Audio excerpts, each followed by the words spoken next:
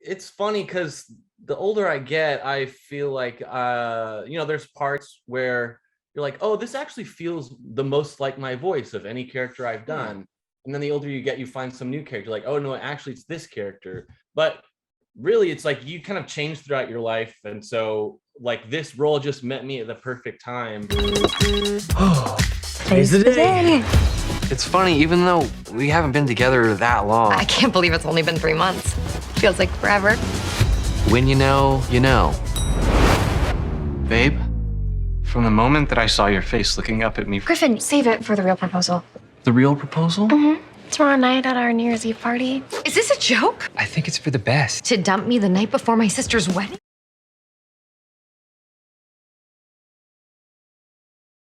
Hey, Thomas, you made it happen. It's like I heard Zoom was trying to lock you out, but yeah, I don't know what happened. I had to update my Zoom app, but I figured it out. yeah, well, there you go. So you're good for the future, and like we talked about it, Zoom has you at their mercy.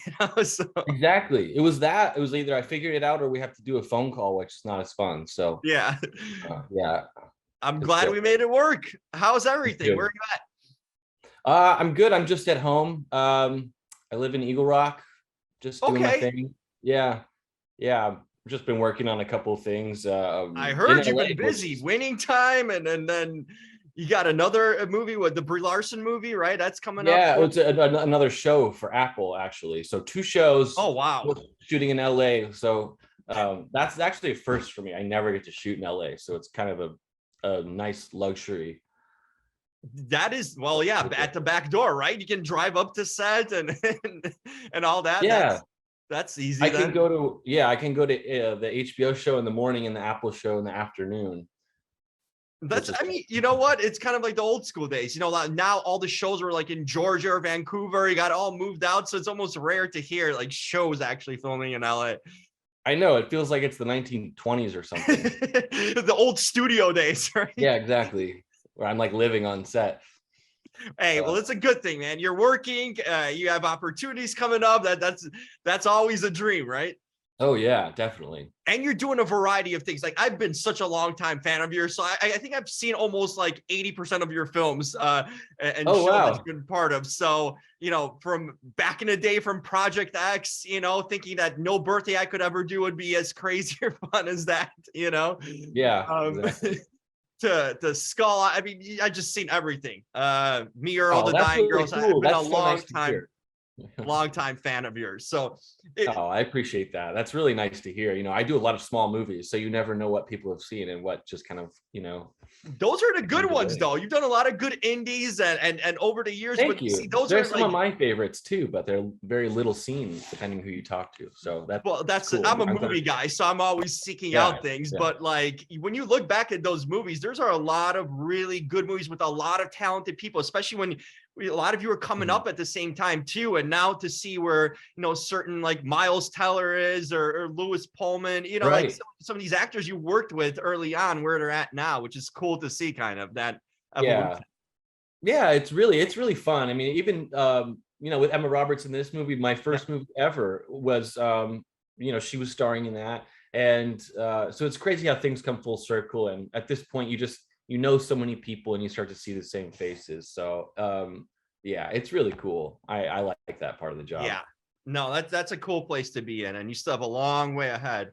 I mean, you must be doing well in life. You're getting a role, a possibility where you have to decide between Emma and Madeline who to date. What a tough life that is, Tom. It's like, oh boy, I feel so bad for you having to choose which one you want to be with. It's tough. I mean, if you have them, side by side, who do you choose? They both have great qualities. Literally, I love Emma. It's one of my favorite people to talk to. Just talked to her last week too. She's such a bubbly, fun person, and I can imagine being on set with her would be a great time. I think probably the sole reason that I ended up in this movie. So I'm very grateful to her for that, and Madeline as well. We had a blast getting to know each other, and I was really lucky that all my co-stars in this were really just talented and very, very different types of people too.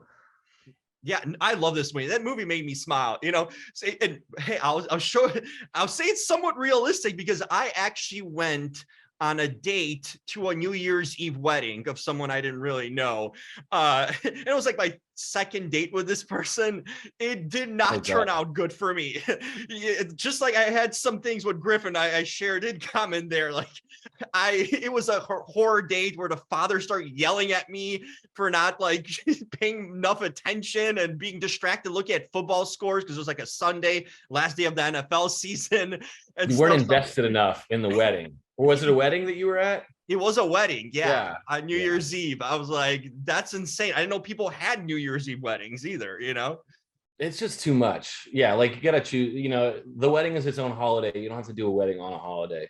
Yeah, I agree. I think that like that thing I will never be part of again. So I certainly, if I ever get married, you know, I will not be scheduling that on a New Year's Eve. But I hope you learn your lesson, because weddings aren't that fun, even if you do know the people. So I can't imagine going to don't know anyone. I ended up being abandoned at the table by a bunch of people I don't know even, you know, this is like the second date with this girl and here's her father and family. Like, I'm not ready to meet everyone that quick, you know? You should have just left. Was that the end of the relationship? It was the last, it was literally the last time I saw her. So I feel like Griffin got more acceptance though from the families. You know, he was the rock star of the wedding. So he had a different scenario than I did. Yeah, he did. He was really trying to charm them. You know, and I was trying to charm them too. Are you as charming as he was? Because I'm like, man, this guy is the life of the party. I would hang out with him too. I could see how people were drawn to him. Did you see a little bit of yourself in it? Or like, nope, I probably wouldn't be doing what Griffin did. Yeah, I actually, it's funny because the older I get, I feel like, you know, there's parts where you're like, oh, this actually feels the most like my voice of any character I've done. And then the older you get, you find some new character, like, oh no, actually it's this character. But really, it's like you kind of change throughout your life. And so like this role just met me at the perfect time. And it did mirror a lot of what was happening in my own life. Interesting. And in a lot of really weird, like in a dating aspect, it mirrored it, because that's ironic as hell in that case.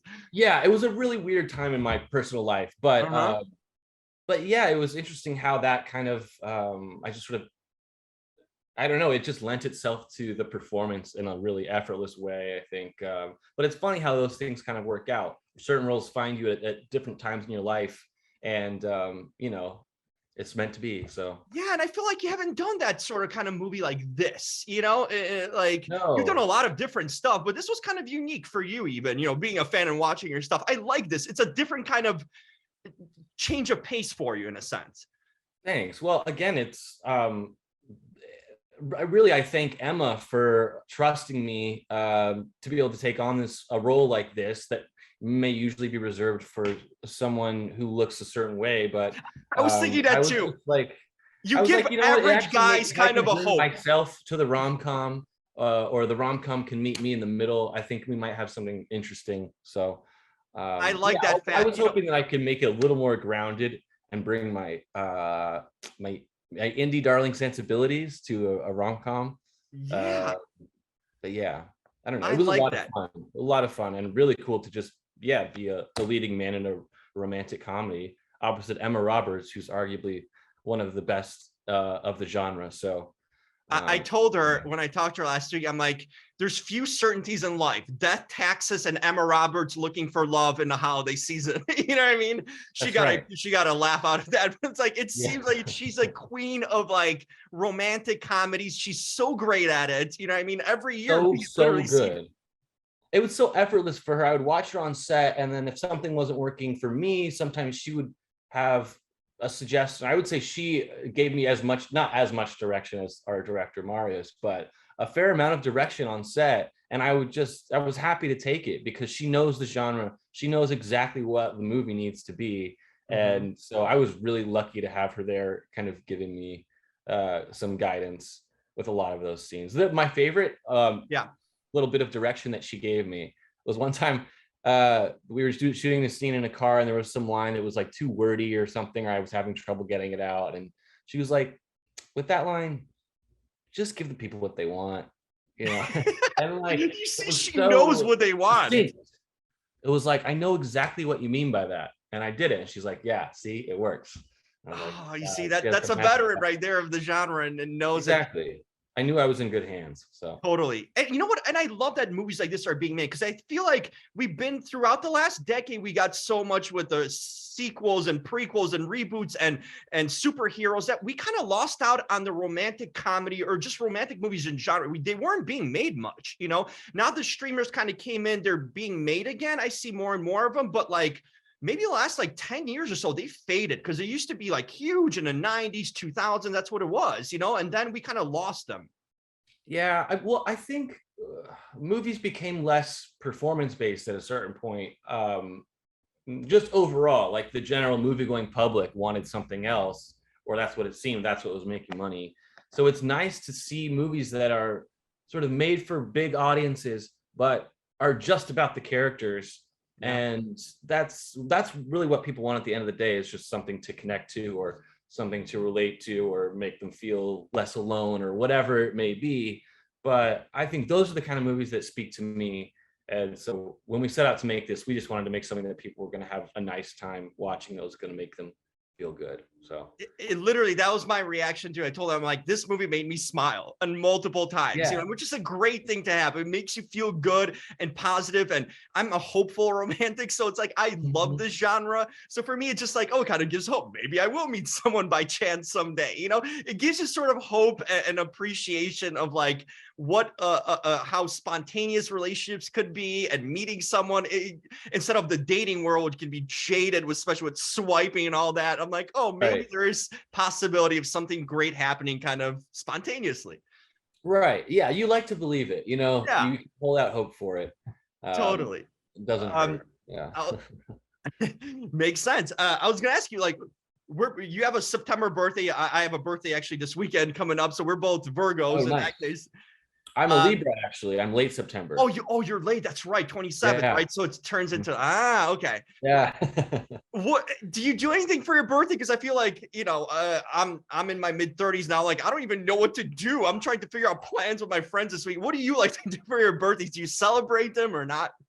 I mean, it depends. I feel like for my 20s, I felt like I took my birthdays a little bit more seriously. But now, last year I went to Costa Rica. I Nice. planned a trip with a few of my close friends to Costa Rica, and that was like honestly kind of a pain, just to like corral all my friends and get them to plan a trip together. So I think this year I'm just gonna do nothing and like go meet my friends at a restaurant that I like, and then go out, you know, maybe dance somewhere. I don't know. We'll see. I like that. I think I'm gonna do the same thing. I might go bowling and then just like go to Buffalo Wild Wings, get some wings, and hang out. Yeah, something just easy. No planning. No, I don't even want to make a reservation. It's 31. It's such an unremarkable birthday. Well, yeah, you get there a few years later than like me, and then it'll be less remarkable too. So I guess I want to wrap up. You know, I love you on screen. I've always watched you. What do you like to do in your like everyday life? Any hobbies or interests you like to do to kind of to get away from the acting part?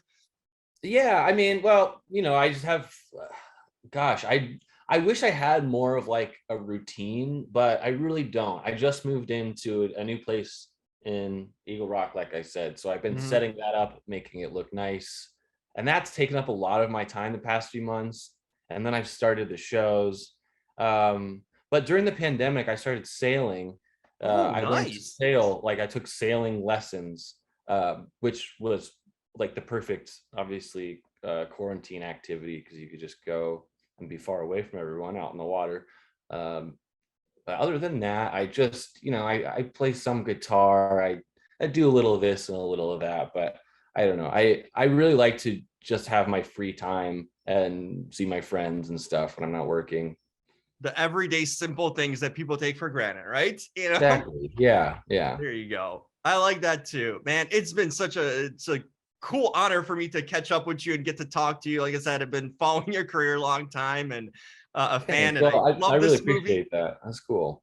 Yeah, I'm glad you enjoyed it. We had a really good time making it, and so I hope you do more. I hope this is like an entry for you to do down the road some more romantic comedies. I think you're good at it. You're very natural, and I like that you don't have to be like this, model looking guy to do it. You give hope to the regular guy, sort of thing, So I love that. That I'm here to represent for us regular everyday folks. So There you go. Yeah, it was really nice to talk to you as well, and yeah. Let's make it happen again. I know you got a lot of stuff coming out, so there's gonna be plenty to talk about. So hopefully it's not the first and last time. Yeah, exactly. All right. Well, yeah, I appreciate it, man. Hey. Thanks for taking the time. Absolutely, and keep on doing good stuff with that house. Looks good from this side. So. Oh, thanks. This is just it's not done yet. There's gonna be more stuff up on the walls. So there you go. All right, Thomas. Take care. Thanks for taking the time. All right. You too. See ya. All right. Bye-bye. Bye.